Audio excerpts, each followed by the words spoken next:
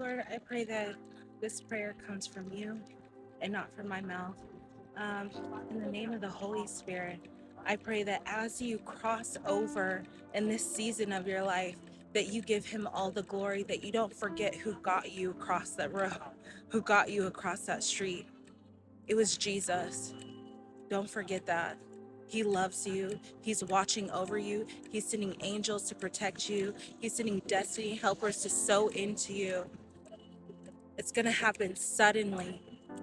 And I want you to know, God wants you to know that it came from the Lord. It's not of your own doing. It's a grace, it's a mercy, it's a gift.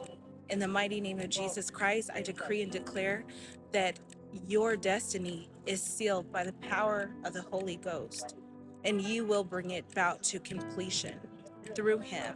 In Jesus' mighty name. My name is Ariel Stefanovic.